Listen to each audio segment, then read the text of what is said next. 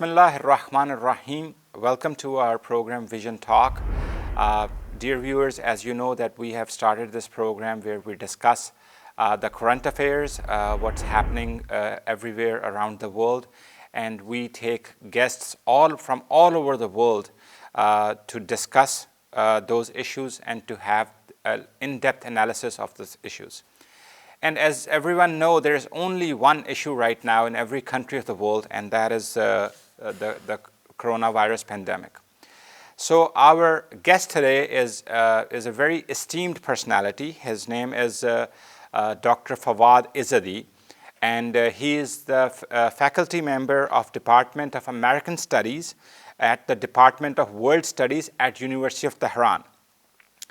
He is very well known. He is the author of several books and have published numerous articles in numerous articles in national and international journals. He is also a renowned political commentator, and he has contributed to global media outlets like CNN, Press TV, Sky News, Al Jazeera, and the list is very, very long. So today he is online with us. We will be discussing we'll be asking him some questions. We would benefit from his analysis. So Dr. Foad, assalamu alaikum, sir.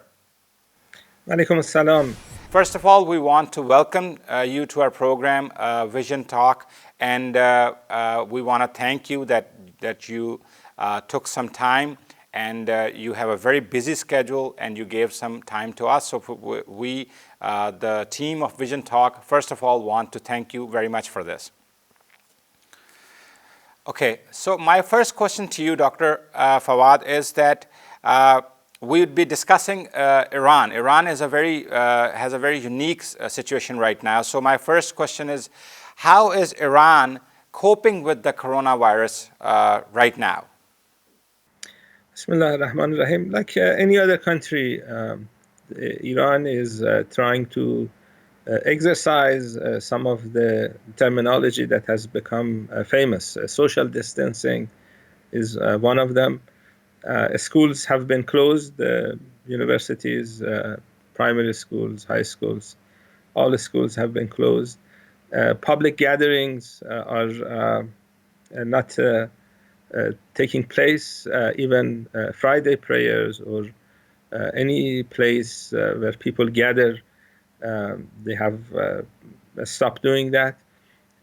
Cinemas, other places that people may gather have stopped working. And people are encouraged to stay home. So the basic message that you hear from other countries is also practiced in Iran. Of course, Iran's situation is a little different because of the sanctions that the country is facing from the United States. So Iran is relatively okay in terms of finances, but a lot of Iran's money, especially foreign currency, is blockaded outside the country, and the government does not have access to those funds.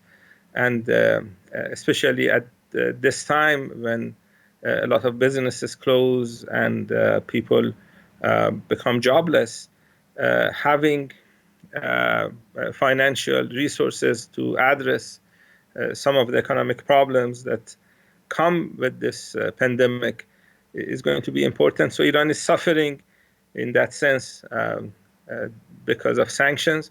Also, we have a situation with buying material from outside.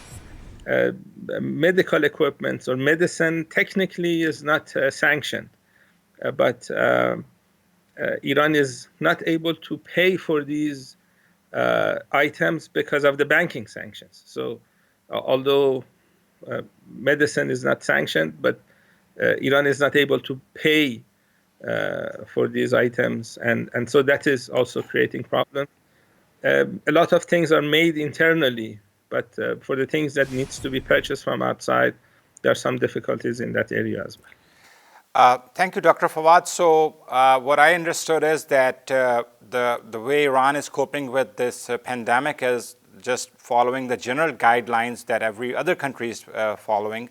But in Iran's case, the unique scenario is that Iran is under these choking sanctions by United States. And even what surprises me is that even in this global crisis like this, where the whole humanity is in danger, their sanctions, they have become very cruel and inhumane now. Like you said, that these are not direct sanctions on the medical equipment, but because Iran has sanctions on the financial side, so they're not able to buy those like necessary equipment and medicine to deal with this coronavirus. So this actually makes these sanctions very, very cruel and inhumane. And I wish the whole world will look into this. That every single country, even little African countries, the World Bank and IMF and everyone is donating them dollars to cope with the corona crisis, even if a country has only 1 or 2 cases. But Iran, they are treating them differently from the rest of the world. Iran has a big corona pandemic. Like it has the highest number of deaths after the Western countries. So my second question was the effect of sanctions on Iran, and you have actually answered me very well. So this is very surprising, and we just hope and pray that all these human rights organizations and these free world leaders and what they claim to be, they would pay attention to this. So one more question. Go ahead, sir.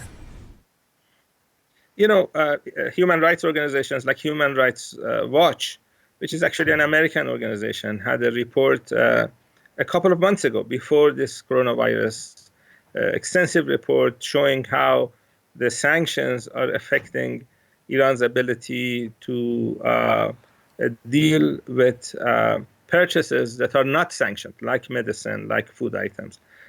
So this is well documented. The Washington Post last week had an extensive article talk about the idea of medicine not being sanctioned. But they know well that what they are doing is actually hurting ordinary citizens. And this is the reason behind having sanctions, to put pressure on ordinary citizens so they get tired of economic difficulties and pressures, and they do what the government wants to do, which is regime change in Iran. They have not been successful in the last 41 years since the victory of Islamic Revolution. I don't think they're going to be successful in the future. And they don't seem to have learned anything in the last 70 or 80 years, because they had a coup d'etat in Iran in 1953. They had a regime change then, and they want to do the same thing again. That's one point. The second point is that Iran is known in this type of inhuman behavior. We have people in Palestine, in Gaza, in Palestine, in Palestine, that are facing the same problems. They are blockaded. The Zionists are causing a lot of harm to these people, especially at this time of the coronavirus pandemic. And the logical thing would be, for example, the limitations that they have on these populations be lifted. Yemen is another case. They are not only not getting any relief on the difficulties that they have, the Saudis are bombing Yemeni territory on daily basis. So Iran is not alone in terms of facing similar problems. So, Dr. Fawad, you have actually put it very well, and this wasn't a question on my list, but since you mentioned all these countries, I want to ask you that where are these human rights organizations when they see like this clear hypocrisy that on one side these countries claim to be like the leaders in human rights, and on the other side, like United States is being very stubborn about Iran, that they will not lift sanctions. And then you mentioned Gaza. Gaza is another human prison. And then you mentioned Yemen. Yemen is another crisis area. And and even in this global crisis now, where these countries can be wiped off from the face of earth, I mean, my question is, where are these human rights organizations? Why don't they, divert world's attention to these cages? This is my question. A lot of organizations, they're under the influence of countries like United States. So occasionally you see a report or some activity, but it is not enough. I think next to sort of blaming these organizations for not doing enough, we should also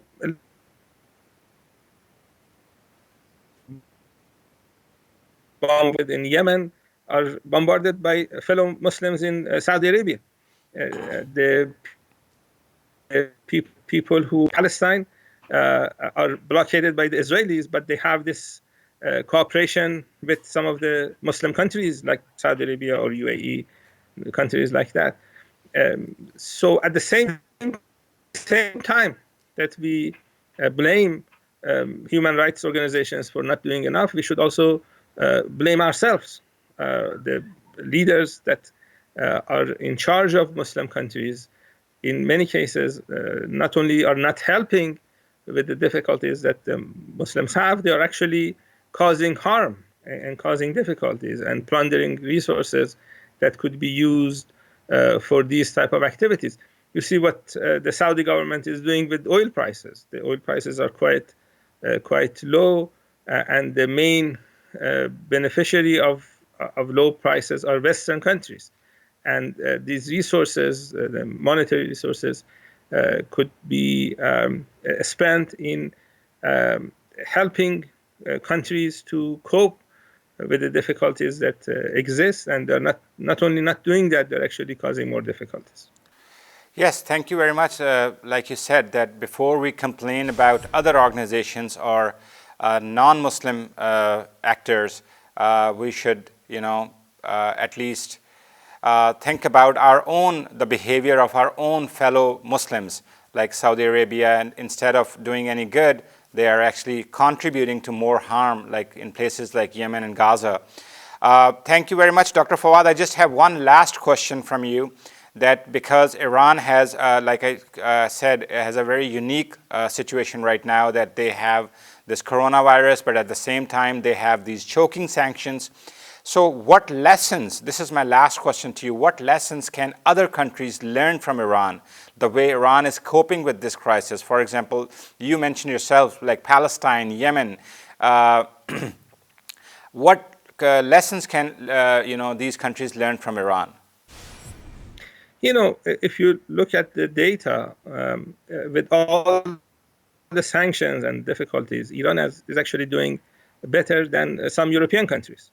Yes. Doing better than Italy, doing better than Spain, actually doing better than the United States. Yep. When you look at, and this doesn't happen by accident. What has happened in the last 41 years since the victory of Islamic Revolution is that the country has spent a lot of resources on health infrastructure, hospitals, clinics, doctors. Before the Islamic Revolution, Iran used to import doctors from India, from Bangladesh, some probably came from Pakistan, because Iran did not have enough physicians internally.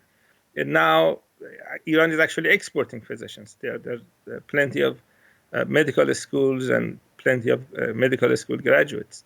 The average age, the median age in Iran before the revolution was 53. Now is 73.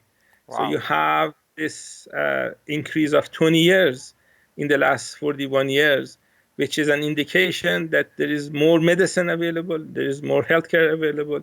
When people live longer, it is due to the fact that they're taken care of in a better way. And this is, I think, a lesson that could be looked at, that you can be under sanctions, you can have an independent foreign policy, and you can prosper and advance at the same time, and actually do better than some of the countries that are sanctioning you. And I think that's a lesson that is worth looking at. Thank you very much. And I think, adding to your analysis, that I think this is a blessing in the light of the Islamic Revolution, that even with all these sanctions and even like literally a boycott from the rest of the world financially, Iran is still coping, not only coping with the crisis, but they're actually doing better than these like role model countries who were claiming to be like they have the best healthcare systems. Like US is under a lot of stress right now. I mean, this morning I was watching CNN and I saw in New York they are lifting like dead bodies with forklifters. So thank you very much, Dr. Fawad. This was very, very nice. You had a very straightforward and to the point and based on the facts analysis. And we want to thank you for this, sir. Thank you. Thank you for having me. Take care.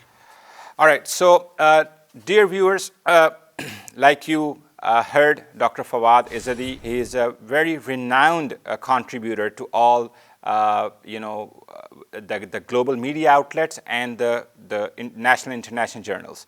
And we discussed with him that how we specifically addressed Iran today, about how Iran is coping with the coronavirus and how the effect of sanctions is hurting Iran. What is the role of these human rights organizations in this? And what is the role of the fellow Muslim countries who are not only not helping Iran, but they're actually, contributing more to the problems.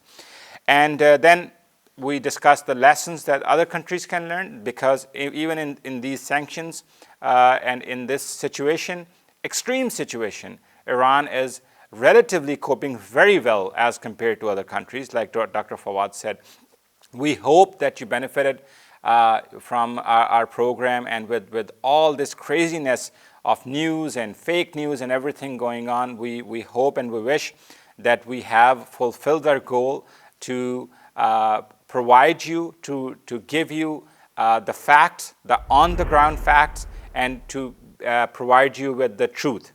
So we will see you, inshallah, in our next program. Until then, Allah Hafiz.